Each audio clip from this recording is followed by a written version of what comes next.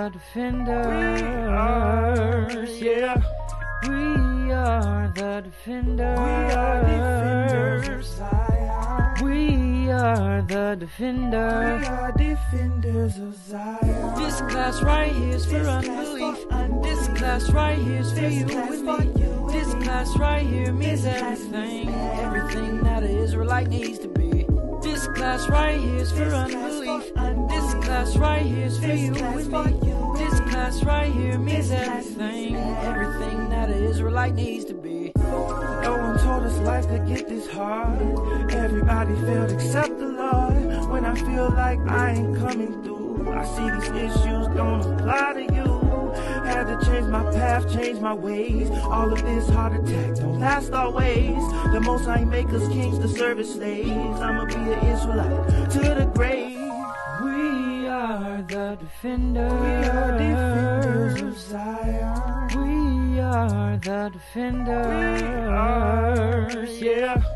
We are the defenders. We are defenders of Zion. We are the defenders. We are defenders of Zion.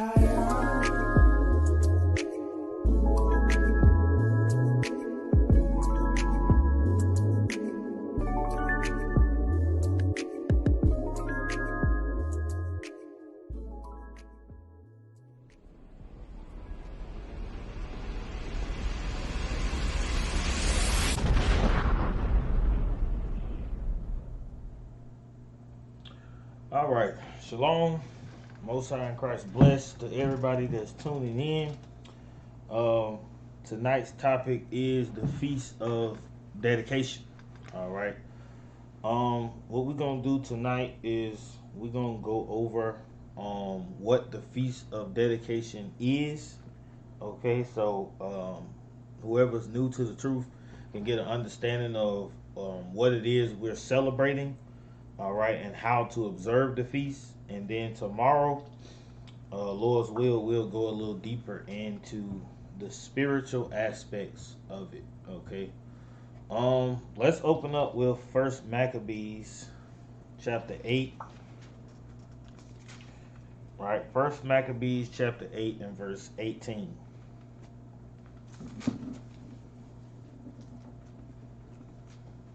The book of First Maccabees, chapter 8 and verse 18. And to entreat them that they would take the yoke from them, for they saw that the kingdom of the Grecians did oppress Israel with servitude. The kingdom of the Grecians did oppress Israel with servitude. So we're in a time period, okay, of the Greek captivity. Okay, this is where this is all taking place. All right, the Greek captivity.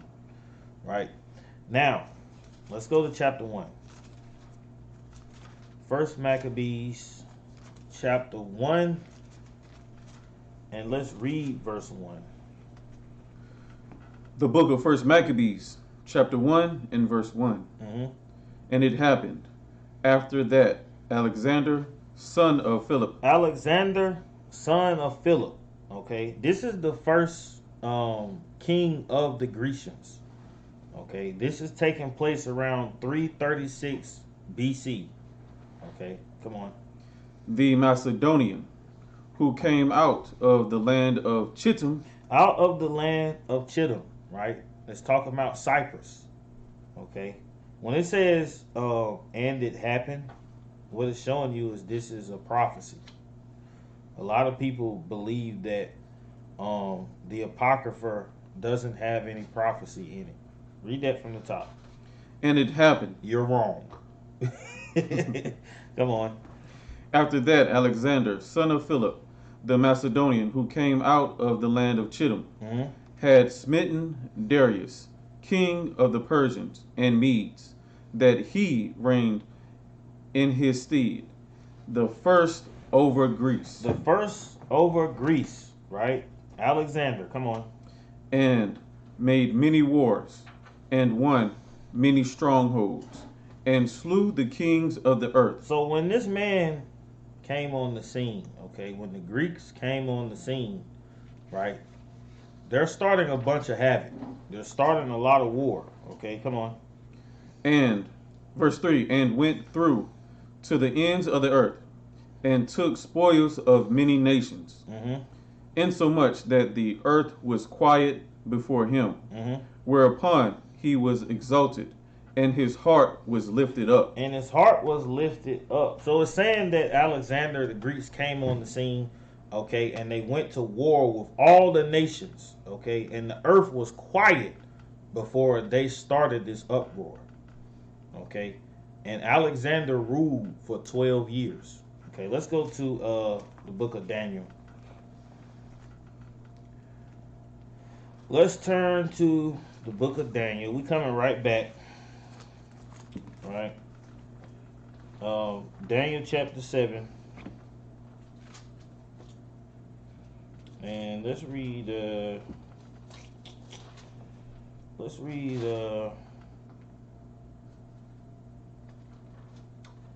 23. The book of Daniel, chapter 7 and verse 23. Thus he said, the fourth beast shall be the fourth kingdom upon earth, which shall be diverse from all kingdoms, and shall devour the whole earth, and shall tread it down, and break it in pieces. And shall tread it down and break it into pieces, man. So what you seeing is the start of this man's kingdom. When he's making all of these wars, okay, he's fulfilling prophecy. Jump to chapter 8.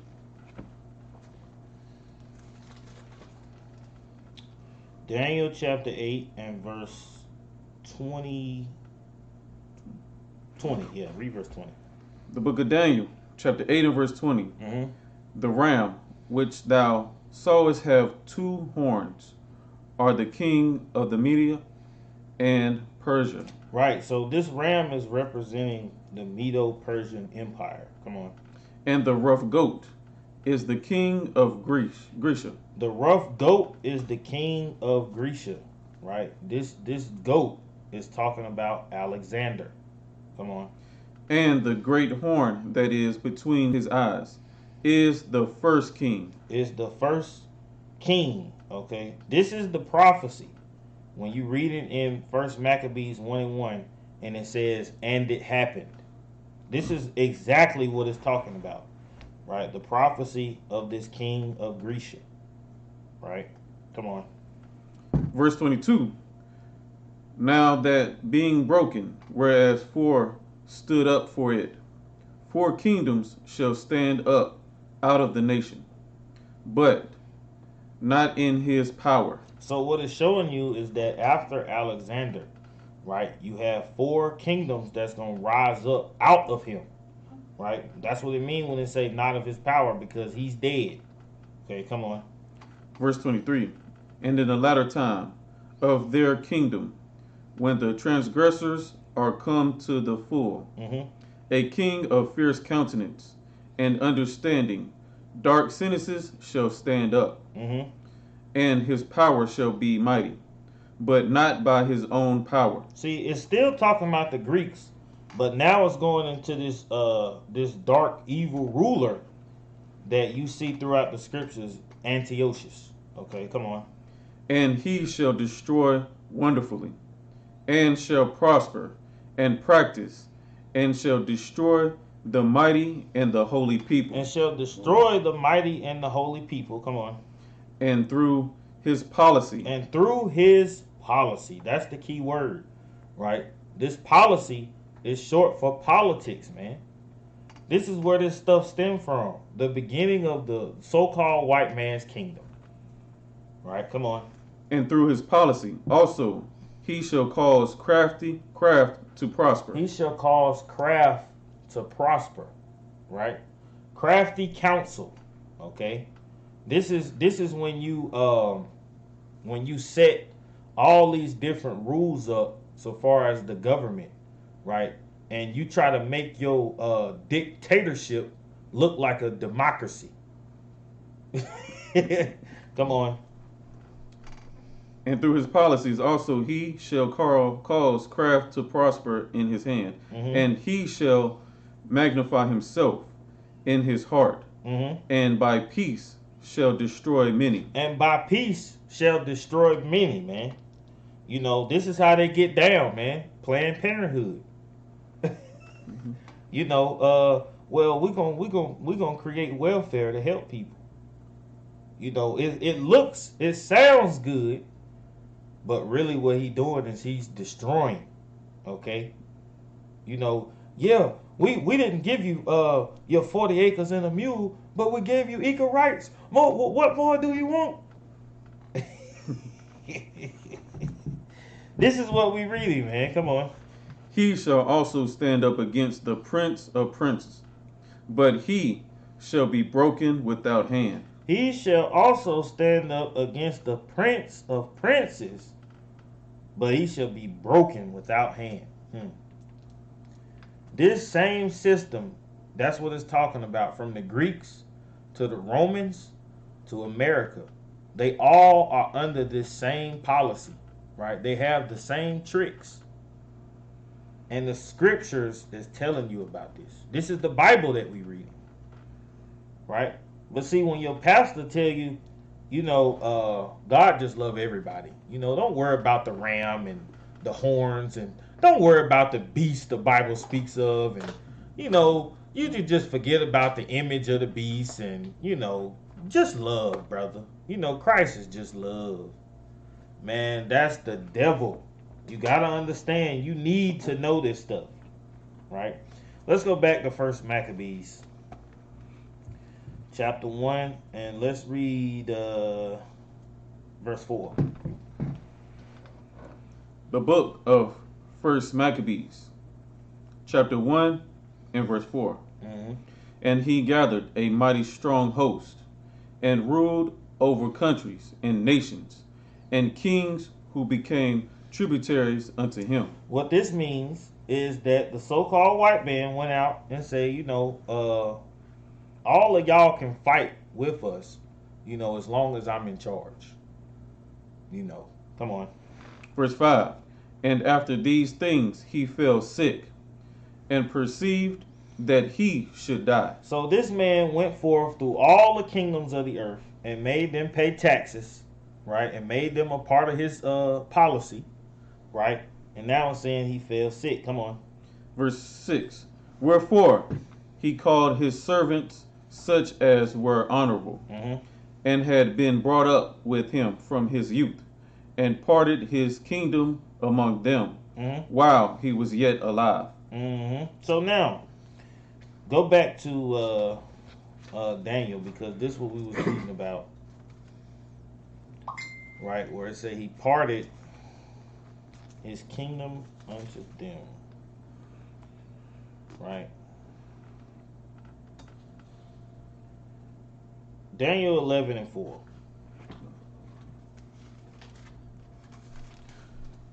The book of Daniel, chapter 11 and verse 4. And when he shall stand up, his kingdom shall be broken, and shall be divided toward the four winds of heaven. And shall be divided toward the four winds of heaven. Right? Come on. And not to his posterity, nor according to his dominion, which he ruled. For his kingdom shall be plucked up, even for others beside those. Right. So what it's showing you is that after Alexander died, he gave these four kings the power, and then the kingdom of Greece began to expand, right? Even expanding into Egypt, right? Let's go back to First Maccabees. First Maccabees chapter 1. Let's jump to 7, verse 7. The book of First Maccabees, chapter 1 and verse 7. So Alexander reigned 12 years, and then died. And his servants bare rule, every one in his place. And after this, after his death, they all put crowns upon themselves. So did their sons after them many years. And evils were multiplied in the earth. Evils were multiplied in the earth, man. So these Greeks is expanding, and the Bible is saying that this evil is expanding. Come on. Verse 10. And there came out of them a wicked root. A wicked root. Okay, this is what we was reading about in Daniel about this king that was a dark king of dark parables and sentences who had this policy. Right? Come on. Antiochus, surname Epiphanes, son of Antiochus the king, who had been an hostage at Rome, and he reigned in the 137th year of the kingdom of the Greeks. In the kingdom of the Greeks. Okay. So understand the time period.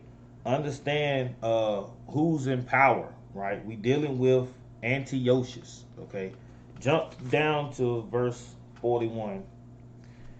And like we say, we're gonna give you the history, a brief selection. You have to go back and read this stuff for yourself. Right? Verse 41. The book of 1 Maccabees, chapter 1 and verse 41. Moreover, King Antiochus wrote to his whole kingdom that all should be one people. That all should be one people, right? Keep in mind what we read in Daniel was telling you this man was going to create a policy that was going to cause craft to prosper. So now what is he doing? He wrote to his whole kingdom that all should be one people. We still have these policies today, man. Anybody that comes to America, right, and they do their little sign in, do their little paperwork, can become an American. It's the same type of system that they set in place. It don't matter where you come from, you can be an American. As long as you follow the rules and policies of the so-called white man. You can come here and live and have the American dream, but when you look at that money, it got the so-called white man face on it. When you look at the system that's set in place, they're not going to change it. It was created for them. It wasn't created for you. Christmas wasn't created for you. Come on. Verse 42. And every one should leave his laws. So all the heathen agreed according to the commandment of the king. According to the commandment of the king, they agreed to leave their laws. So as you know, all of these kingdoms are doing this because they was already paying tributaries to them, right? And now it's telling you that they leaving their laws. So what is our people gonna do? Come on. Verse 43. Yea, many also of the Israelites consented to his religion. Consented to his religion. Come on. And sacrificed unto idols and profaned the Sabbath. Sacrificed unto idols, and our people was profaning the Sabbath, man. It just comes to show you, living under this man's shadow is not the way that we supposed to be living. Because our people are so comfortable with the policy that the so-called white man has created. It's ridiculous, man. Then when they get to feeling all guilty about it and knowing they wrong, they say, well, we just doing it for the kids. We just want the kids to have something to celebrate. But we are literally looking at a book that you say you believe in that's telling you to keep this feast of dedication. But you would rather cleave unto the laws of the heathen. That's what we reading about. Come on. Verse 44.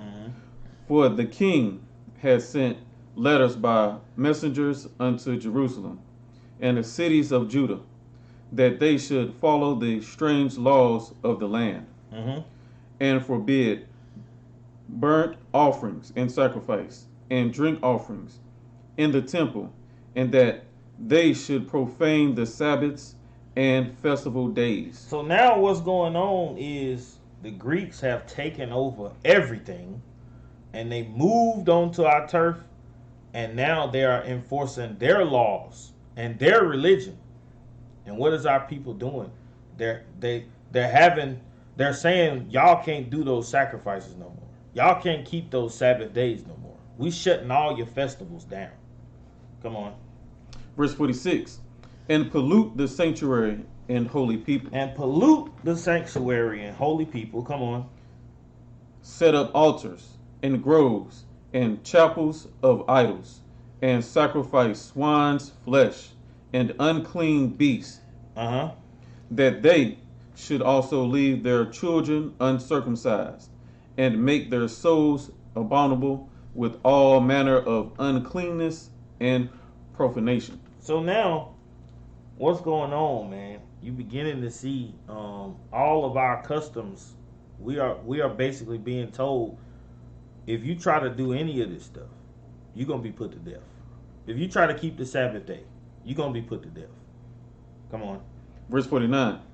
To the end they might forget the law and change all the ordinances, and whosoever would not do according to the commandment of the king, he said he should die. So if you don't follow the kingdom of the Grecians, they're going to put you to death.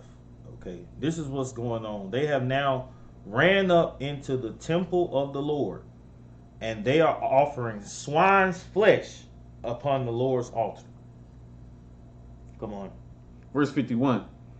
In the selfsame manner wrote he to his whole kingdom, and appointed overseers over all the people. And appointed overseers over all the people. Who are these overseers? These are your policemen. These are your cops, your law enforcement. Come on. Commanding the cities of Judah to sacrifice city by city. City by city, right? So they forcing folks to sacrifice to these idols, man. Come on. Verse 52. Then many of the people were gathered unto them, to wit, everyone that forsook the law, and so they committed evils in the land, and drove the Israelites into secret places, even wheresoever they could flee for succor. So now you got Israelites that are running, they're leaving, okay, and it's talking about these secret places, right? Come on. Verse 54. Now the 15th day of the month Casleu, in the 145th year, they set up the abomination of desolation upon the altar, and builded idol altars throughout the cities of Judah on every side. So when they say they set up the abomination of desolation, you have to understand that there are two of them.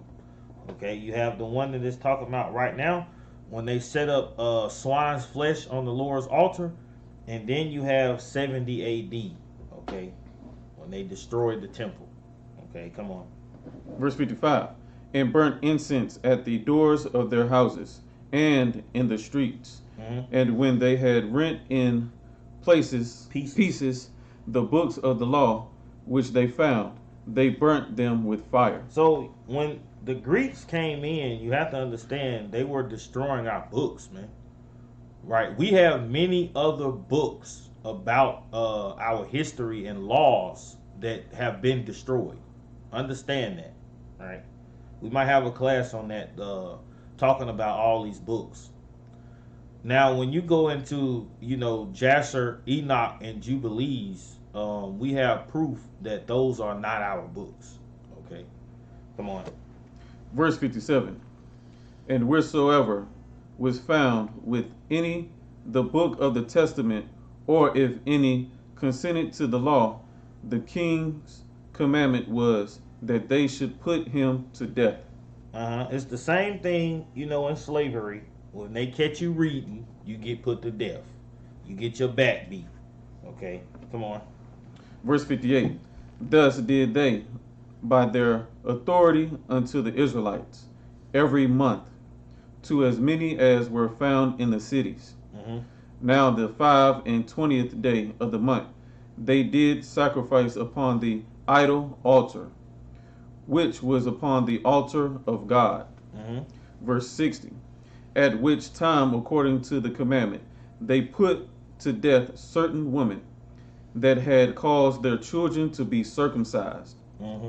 And they hanged the infants upon their necks, and rifled their houses, and slew them that had circumcised them. So this is the thing, man. We have our history book, and it's telling us that these Edomites was killing our babies. Okay? These folks was going in. These mothers had just had babies, man. And then 8 days later, here you come, hanging these women, killing these infants. You don't think the Lord is going to pay them back for what they done? Real quick, man. Let's go to Psalms 137. Psalms 137. Because people don't realize, man, the Lord, it's a great judgment that's coming to this earth. And, you know, these Edomites, they have to pay back what they done, man. These are the Greeks, right? 137 and verse 7. The book of Psalms, chapter 137 and verse 7. Mm-hmm. Remember, O Lord, the children of Edom. The children of Edom, come on. In the day of Jerusalem, who said, raise it, raise it. Who said, destroy it, come on. Even to the foundation thereof. Uh-huh. O daughter of Babylon, who art to be destroyed. It's calling Edom the daughter of Babylon, man. Right? Because Esau is the man behind Babylon the Great. Come on. Happy shall he be that rewarded thee as thou hast served us. Happy shall he be that rewardeth these Edomites. The same thing they rewarded us, man. Death and destruction. Killing our children. Come on. Happy shall he be that taketh and dasheth thy little ones against the stones. They took our little ones and bashed them against the stones, man. So the Bible is saying, happy shall he be that gets to do the same thing to their children. You don't believe that's biblical? Let's go to Christ. Revelation chapter 13.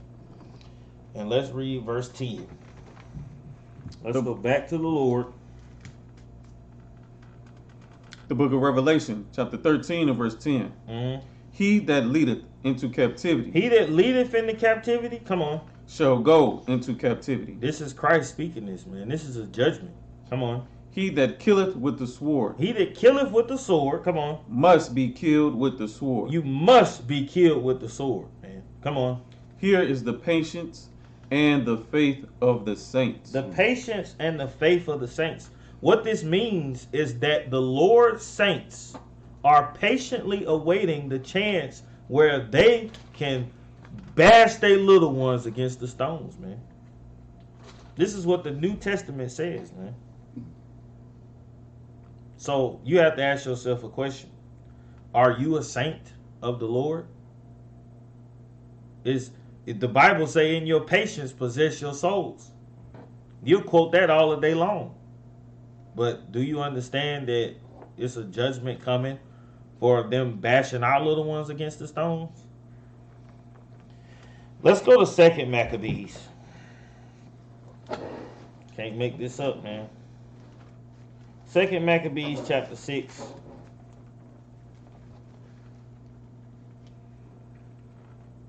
And verse 4. The book of 2 Maccabees, chapter 6 and verse 4. Mm-hmm. For the temple was filled with riot and reveling by the Gentiles. By the Gentiles. Talking about the Greeks, the so-called white man. Come on. Who dallied with harlots, Mm-hmm. and had to do with women within the circuit of the holy places. They was getting down and dirty in the Lord's temple. Come on. And besides that brought in things that were not lawful. Mm-hmm. Swine. Come on. Verse 5. The altar also was filled with profane things, Mm-hmm. which the law forbiddeth. Come on. Neither was it lawful for a man to keep Sabbath days. So what they done was they made it unlawful for a man to keep the Sabbath day, man. This is why the scriptures say we ought to obey God rather than men. Yeah, we supposed to keep the laws of the land, but when those laws of the land begin to tell you to break God's laws, you have to switch it up. You have to do what God says to do. Come on. Neither was it lawful for a man to keep Sabbath days or ancient feasts, or to profess himself at all to be a Jew. It was illegal for you to call yourself a Jew in this time period, right?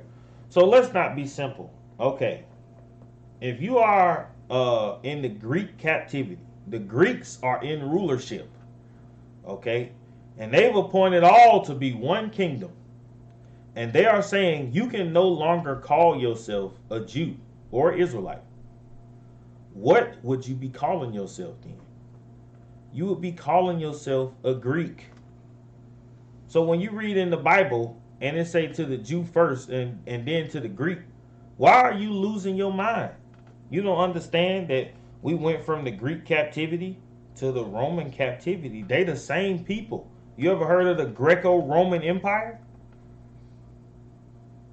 You got to start understanding these biblical principles right here. Right? Come on. Verse 7. And then the day of king's birth, every month, they were brought by bitter constraint to eat of the sacrifices. And when the feast of Bacchus, was kept, the Jews were compelled to go in procession to Bacchus, carrying ivy. So what happened was, the king had appointed where he was celebrating his birthday every month, and they were offering idols and sacrifices on the Lord's altar. Come on. Verse 8. Moreover, there went out a decree to the neighbor cities of the heathen by the suggestion of Ptolemy against the Jews. Now Ptolemy is over Egypt. Okay, come on. That they should observe the same fashion and be partakers of their sacrifices. Verse 9. And whoso would not conform themselves to the manner of the Gentiles should be put to death. Then might a man have seen the present misery. For there were 2 women brought, who had circumcised their children, whom when they had openly led round about the city, the babes hanging at their breasts, they cast them down headlong from the wall. So now you got women that circumcised their babies, and they took those babies, hung them upside down, and dropped them, man, right on their head. The scriptures are saying that there's a judgment for this. Come on. Verse 11. And others that had run together into caves nearby to keep the Sabbath day secretly, being discovered to Philip, were all burnt together. Were all burnt together, man.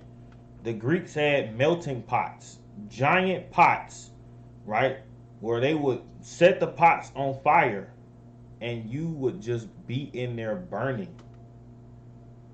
You got to understand what's going on. Come on. Because they made a conscience to help themselves for honor of the most sacred day. Now I beseech those that read this book that they be not discouraged for these calamities, but that they judge those punishments not to be for destruction, but for a chastening of our nation. A chastening of our nation, man. What you got to understand is God can do whatever he want to do. And because of our sin, we go through these things over and over and over again. This is why we tell our people, listen, we need to return back to keeping God's commandments. That's the only way. And our people don't see it because they don't know this. They don't know who they are. Our people think the so-called white man the first time we went through slavery. But they don't understand. When the Greeks were in power, we were the slaves. When the Romans were in power, we were the slaves. America is in power, we the slaves. When the Egyptians were in power, we was the slaves. When the Persians were in power, we was the slaves. When the Canaanites was in power, we was the slaves. This junk keep happening. When the Assyrians were in power, we were the slaves. It just keeps happening over and over because we decide to break God's commandments. Right? Let's jump to chapter 6 and verse 14. Wait, that ain't what I want. 8. Let's go to chapter 8. 2nd Maccabees chapter 8 and verse 14, I believe. The book of 2nd Maccabees, chapter 8 and verse 14. Hold on. Let's start at verse 4. The book of 2nd Maccabees, chapter 8 and verse 4. And remember the wicked slaughter of harmless infants. Remember the wicked slaughter of harmless infants, man. Come on.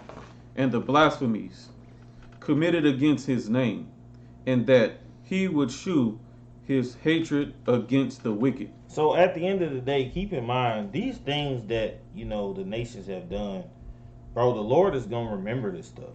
And it's going to be a great judgment, right? Let's go back to 1st Maccabees chapter 3 and verse 60. The book of 1st Maccabees, chapter 3 and verse 60. Mm-hmm. Nevertheless, as the will of God is in heaven, so let him do. Mm-hmm. The book of 1st Maccabees, chapter 4 and verse 1. I mean, what was you at? 3? Yeah, 1st Maccabees 3 and 60. We was in, chapter 1 and verse 60. The book of 1st Maccabees, chapter 1 and verse 60. Mm-hmm. Daniel, for his innocency.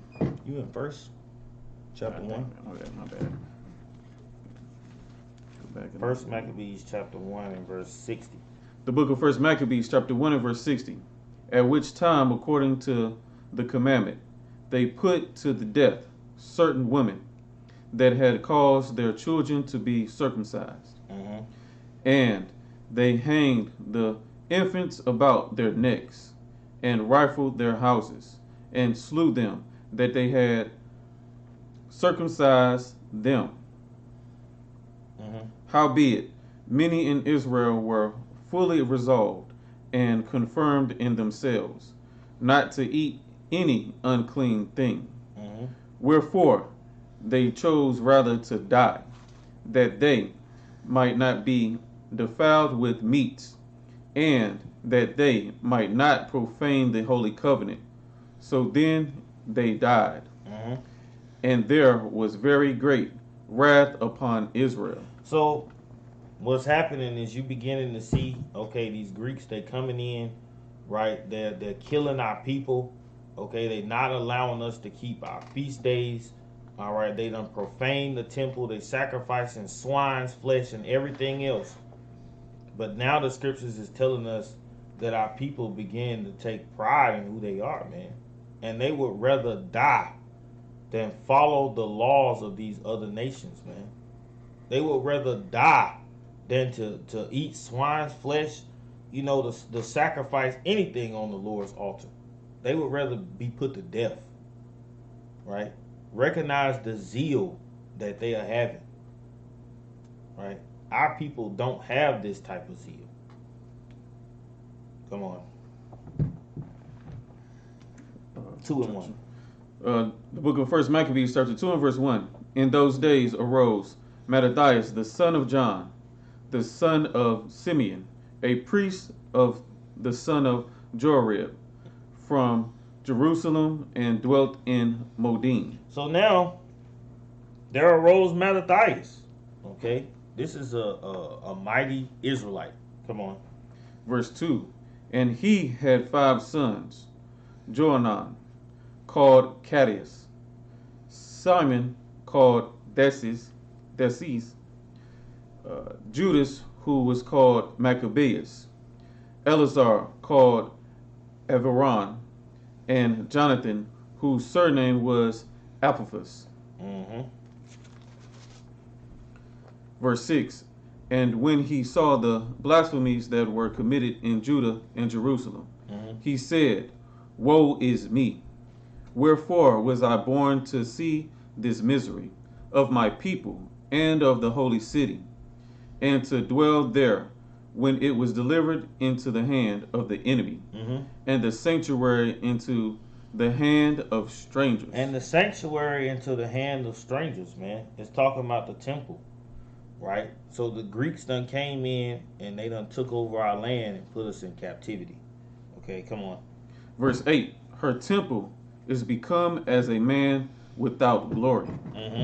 Her glorious vessels are carried away into captivity.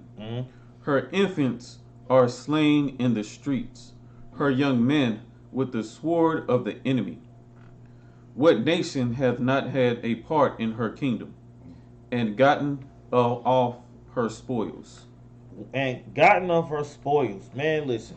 All of the nations that are upon the earth have had a hand in your captivity. Every single nation on the planet has had us in captivity, man. And we still don't get it yet. Come on. Verse 11. All her ornaments are taken away of a free woman. She is become a bondslave. And behold, our sanctuary, even our beauty and our glory, is laid waste, and the Gentiles have profaned it. To what end thereof shall we live any longer? Then Mattathias and his sons rent their clothes, and put on sackcloth, and mourned very sore. In the mean, while the king's officers, such as compelled the people to revolt, came into the city of Modin to make them sacrifice. So now, you know, the wrath of the Grecians has now moved to where Mattathias is at in Modin. Come on. Verse 16. And when many of Israel came unto them, Mattathias also and his sons came together. Then answered the king's officers, and said to Mattathias on this wise, Thou art a ruler, and an honorable and great man in this city, and strengthened with sons of brethren. Sons and brethren. So now, when we look at today, you have rich and famous so-called blacks that are being exploited because the so-called white man is using them to push whatever he want to push. When you look at folks like Kanye West, man, when Kanye had enough of it, you know, he start putting some of this stuff on blast, man. About how he with Kim Kardashian, you know, and she on the phone with the Clintons trying to get famous black people to push the vaccine on our people. And this is what they do, man. They come up to, you know, these rich folks and they say, you know, you an honorable man here. You know, you do big things. We watching you. We see you. Why don't you help us get these niggas in line? That's what they doing. Help us get these niggas in line. Right? Read that verse from the top. Verse 17. Verse 17. Then answered the king's officers, and said to Mattathias on this wise, Thou art a ruler, and an honorable and great man in this city, and strengthened with sons and brethren. Now therefore come thou first, and fulfill the king's commandment. Come fulfill the king's commandment. Come be the first nigger in line to get your people to do what we want them to do. It's the same policy. Come on. Like as all the heathen have done, yea, and the men of Judah also, and such as remain at Jerusalem. So shalt thou and thy house be in the number of the king's friends. And thou and thy children shall be honored with silver and gold and many rewards. Then Mattathias answered and spake with a loud voice, though all the nations that are under the king's dominion obey him. He's confirming all the nations are obeying this kingdom, man. This is what we read in Daniel chapter 7 when it's telling you that this beast is going to rule the world. It's the same king. It's the same man. Okay, come on. And fall away every one from the religion of their fathers, and give consent to his commandments. Yet will I and my sons and my brethren walk in the covenant of our fathers. So he's standing up. He's saying, not only am I not going to be the first to follow the king's commandment, but I'm also going to tell you we're going to continue to keep God's commandments. And we're going to keep our covenant. Come on. Verse 21, God forbid that we should forsake the law and the ordinances. Listen to the spirit that this brother is in, man. He's saying, God forbid that we forsake God's law. Our people is going around happy to say I'm free from the law. What kind of mess is that, man? This brother is happy to stand up for what he believes in. Come on. Verse 22, we will not hearken to the king's word to go from our religion either on the right hand or the left. See, this is the thing, man. You got to have this same type of mindset. We're not keeping Christmas. We're not following Thanksgiving. We're going to keep our feast days and we're going to serve our God. Come on. Verse 23. Now when he had left speaking these words, there came one of the Jews in the sight of all to sacrifice on the altar, which was at Modin, according to the king's commandment. So after Mattathias is saying, look, man, we ain't doing none of that stuff. We're going to keep God's commandments. Here come this one brother that's about to do the sacrifice, right? Come on. Verse 24. Which thing, when Mattathias saw, he was inflamed with zeal, and his reins trembled. So it say he was inflamed with zeal, man. He watching this coon brother. And he was very furious. His reins trembled. Reins is your emotions, right? Come on.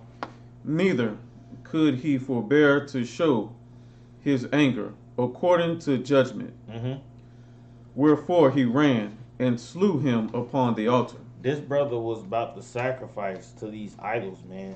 And Mattathias went up there and slew him on the altar. Man, you got to understand what's going on, man. It's a certain type of zeal that we supposed to be in for this truth, man. Right? Chapter 3. First Maccabees chapter 3, and let's read verse 45. The book of First Maccabees, chapter 3, and verse 45. Now Jerusalem lay void as a wilderness. Jerusalem lay void as a wilderness. So keep in mind, Jerusalem has been overthrown by the Greeks. Okay, come on. There was none of her children that went in or out. The sanctuary also was trodden down, and aliens kept the stronghold. The heathen had their habitation in that place, and joy was taken from Jacob, and the pipe with the harp ceased. So now it's showing you Jerusalem is desolate, man. The heathen done came in here and they doing whatever they want to, and it say joy is taken from Jacob. Come on. Verse 46. Wherefore the Israelites assembled themselves together and came to Maspha over against Jerusalem. For in Maspha was the place where they prayed aforetime in Israel. So keep in mind all of the Israelites that fled in this time, when they're saying they went to these secret places, they have now gathered themselves together. Right, come on. Verse 47. Then they fast that day and put on sackcloth and cast ashes upon their heads and rent their clothes. And laid open the book of the law, wherein the heathen has sought to paint the likeness of their images. This is where this stuff started, man. When the heathens start drawing up these pictures of white folks, right? So that you can believe that they wrote the Bible. They drawing up their images and saying, "Oh, they the King David, they the Abraham, they the Isaac, they the Jacob, they the Adam." Bro, the Bible is telling you they done that, man. Even what you see of these Jewish people in our land right now, bro, this stuff started way before 1948. It was already converts out here saying that they was Jewish, saying that they were the Jews. But they not. Right, come on. Verse 49. Mm-hmm. They brought also the priest's garments, Mm-hmm. and the first fruits, and the tithes, and the Nazarites. They stirred up, who had accomplished their days. So now what you're reading is, the Israelites is meeting up, they opening the law, right? They continuing to keep God's commandments. Come on. Then cried they with a loud voice toward heaven, saying, What shall we do with these? And whither shall we carry them away? Mm-hmm. For thy sanctuary is trodden down and profaned, and thy priests are in heaviness and brought low. Mm-hmm. And lo, the heathen are assembled together against us to destroy us. What things they imagine against us, thou knowest. Mm-hmm. How shall we be able to stand against them, except thou, O God, be our help? How can you stand up against these folks, man, unless the Lord is with you? Come on. Then sounded they with trumpets and cried with a loud voice. Mm-hmm. And after this, Judas ordained captains over the people. So this Judas, right, is Mattathias' son. He is the leader and captain of the revolt. Okay, come on. Even captains over thousands, and over hundreds, and over fifties, and over tens. Mm-hmm. Verse 56, but as for such as were building houses, or had betrothed wives, or were planting vineyards, or were fearful, those he commanded that they should return, every man to his own house, according to the law. According to the law, man. See, what you got to understand is we have laws for war, right? We have ordinances, right? When men is married, they supposed to stay home and comfort their wives, man. Right, come on. Verse 57, so the camp removed and pitched upon the south side of Emmaus. And Judas said, Arm yourselves and be valiant men, and see that ye be in readiness against the morning, that ye may fight with these nations that are assembled together against us to destroy us and our sanctuary. Mm-hmm. For it is better for us to die in battle than to behold the calamities of our people and our sanctuary. Mm-hmm. Nevertheless, as the will of God is in heaven, so let him do. So at the end of the day, man, watch the spirit that's behind this, man. How these folks is, declaring it's better for us to die in battle than to behold these calamities of our people and our sanctuary. Right? Let's jump to chapter 4 and let's read verse 41.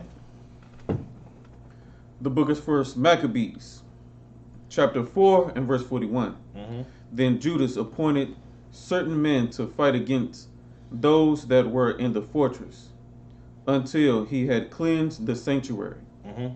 So he chose priests of blameless conversation, such as had pleasure in the law, Mm-hmm. who cleansed the sanctuary, and bear out the defiled stones into an unclean place. Mm-hmm. And when, as they consulted what to do with the altar of burnt offerings, which was profaned, they thought it best to pull it down, lest it should be reproach to them, because the heathen had defiled it. Wherefore they pulled it down. So understand what's going on, man.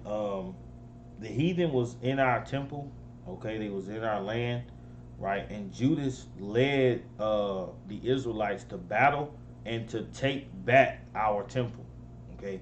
So now they're going into the temple and they're now ripping down all the abominations, right, that the Gentiles have set up. Come on. Verse 46. And laid up the stones in the mountain of the temple in a convenient place, until there should come a prophet to shew what should be done with them. Then they took whole stones, according to the law, and built a new altar according to the former, and made up the sanctuary, and the things that were within the temple, and hollowed the courts. They made also new holy vessels, and into the temple they brought the candlesticks, and the altar of burnt offerings, and of incense, and the table. And upon the altar they burned incense, and the lamps that were upon the candlesticks they lighted, that they might give light in the temple. Right. So you had 5 candlesticks on one side, you had 5 candlesticks on the other side. Come on. Furthermore, they set the loaves upon the table, and spread out the veils, and finished all the works which they had began to make. Right. So you have different sections of the temple. Okay. You have the section where you have the table. All right. You have the shewbread of the Lord. Right. You have the candlesticks, and then in the next part you have the holiest of the holy. Okay, where you have the Ark of the Covenant. Okay, you have the mercy seat. You have the cherubims. Okay, there are different sections. Okay, come on. Verse 52. Now on the 25th day of the 9th month, which is called the month Casleu, in the 148th year, they rose up betimes in the morning, and offered sacrifice according to the law upon the new altar of burnt offerings, which they had made. Look at what time and what day the heathen had profaned it. Even in that was it dedicated with songs and certain cisterns and harps and cymbals. Then all the people fell upon their faces, worshiping and praising the God of heaven, who had given them good success. Verse 56. And so they kept the dedication of the altar 8 days, and offered burnt offerings with gladness, and sacrificed the sacrifice of deliverance and praise. So now it say, and so they kept the dedication of the altar 8 days. Okay, this is the actual feast day, right? So it say on the 25th day of the month Casleu, every year we supposed to keep this feast of the dedication 8 days. So you say, how do we know how to keep the feast of dedication? All right, let's go to 2 Maccabees chapter 10. 2 Maccabees chapter 10 and verse 5. The book of 2 Maccabees chapter 10 and verse 5. Now upon the same day that the strangers profaned the temple, on the very same day it was cleansed again, even the 25th day of the same month, which is Casleu. And they kept 8 days with gladness, as in the feast of the tabernacles. As in the feast of the tabernacles. This is the key. So we know that the feast of dedication operates the same way as the feast of the tabernacles. Okay, so let's go to Leviticus chapter 23. right? Leviticus chapter 23, and let's read verse 34. The book of Leviticus, chapter 23, and verse 34. Mm-hmm. Speak unto the children of Israel, saying, the 15th day of this 7th month shall be the feast of tabernacles, for 7 days unto the Lord. On the first day shall be an holy convocation. On the first day shall be a holy convocation. Okay, so you have this feast on the first day of the feast, which for us would be Sunday night, right? Tomorrow night, right, is when we start our holy convocation, right? Come on.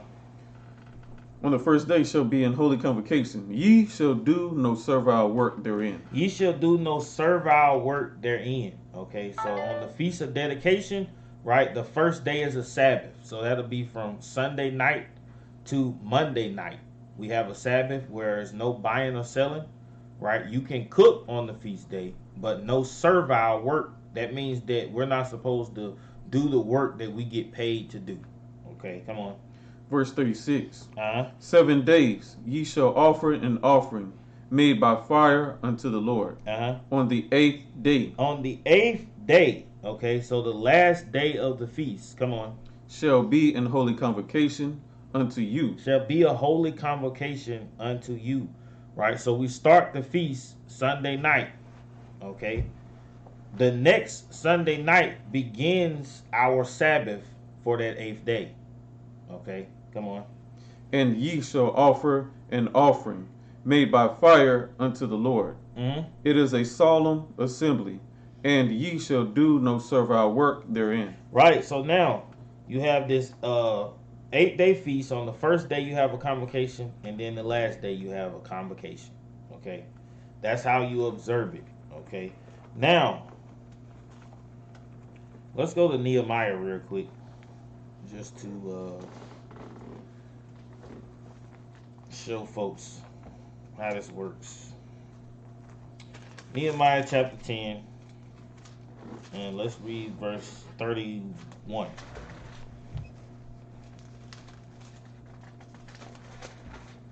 The book of Nehemiah, chapter 10 and verse 31.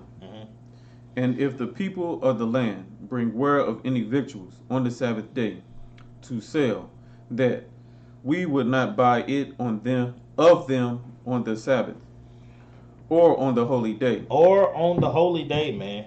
So we're not supposed to be buying or selling nothing on the holy day, okay, which will start Sunday night to Monday night, and then from Sunday night to Monday night, right? Let's go back to let's go to John chapter 10. Right, John chapter 10.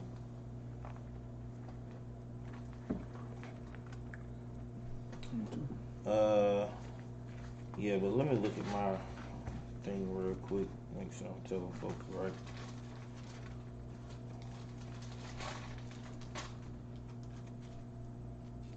So yeah, so December the 18th, okay, at even, that's when we start the feast. Okay, and we have the Sabbath until Monday night, and then the 25th at even. Okay, it starts the second Sabbath for the feast. Okay, until Monday night. Then that's when the feast is completely over. Okay. John chapter 10, and let's read verse 22. The book of St. John, chapter 10 and verse 22. And it was at Jerusalem, the feast of dedication. The feast of the dedication, come on. And it was winter. And it was winter, come on. And Jesus walked in the temple in Solomon's porch. And Jesus walked in the temple in Solomon's porch, man. Why is Christ here? Because he's keeping the feast of dedication. But you think that Christ was celebrating Christmas. That is ridiculous, man. See, this is the problem. This is biblical. But you claiming to be a Christian, but you're not keeping the feast of dedication. Somebody, it's not right, man. It's not the way that the Lord intended for us to be, man. Let's go back to 1 Maccabees. chapter 4. And let's read verse 56 again. The book of 1 Maccabees, chapter 4 and verse 56. And so they kept the dedication of the altar 8 days, and offered burnt offerings with gladness, and sacrificed the sacrifice of deliverance and praise. They decked also forefront of the temple with crowns of gold, and with shields, and thy gates and the chambers they renewed, and hanged doors upon them. Thus was their very great gladness among the people, for that the reproach of the heathen was put away. Moreover, Judas and his brethren, with the whole congregation of Israel, ordained that the days of the dedication of the altar should be kept in their season from year to year, by the space of 8 days, from the 25th day of the month Casleu, with mirth and gladness. So keep in mind that, this is a feast, an official feast day, okay? The reason that it's an official feast day is because this is not, because people think, this is when we started with the dedication. No, the temple was dedicated to the Lord before this. And the heathen came in and defiled it. Now it had to be rededicated, okay?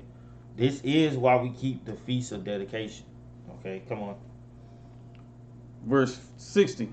And that time also they built up the Mount Zion with high walls and strong towers round about, lest the Gentiles should come and tread it down, as they had done before. So these are the Greeks that it's talking about. The Grecians defiled the Lord's temple.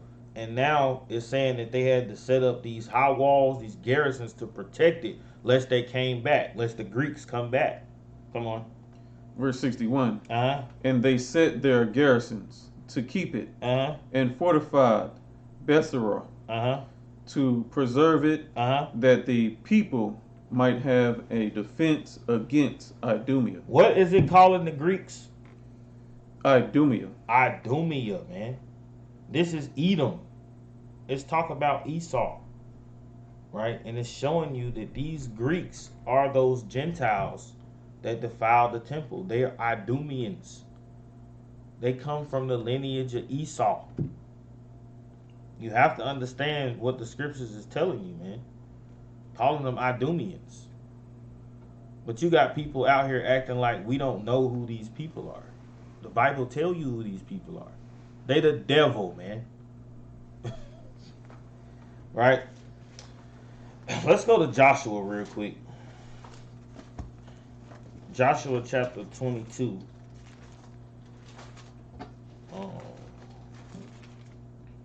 So you understand that the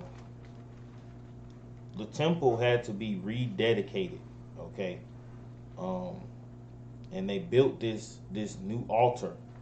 So understand the Feast of Dedication, right, is not only about, the temple being rededicated, but you are the temple of the Lord. And you have to dedicate yourself to the Lord, right? What is the meaning behind this new altar that was built? Joshua 22 and verse 26. The book of Joshua, chapter 22 and verse 26. Therefore we said, let us now prepare to build us an altar, not for burnt offering, nor for sacrifice. The altar is not for burnt offering or for sacrifice. Come on. But that it may be a witness between us and you and our generations after us, that we might do the service of the Lord before him with our burnt offerings and with our sacrifices. It said that it may be a witness between us and you, man. So understand, because you are the temple, you have to dedicate yourself to the Lord. All of these things are spiritual aspects that you need to understand. right?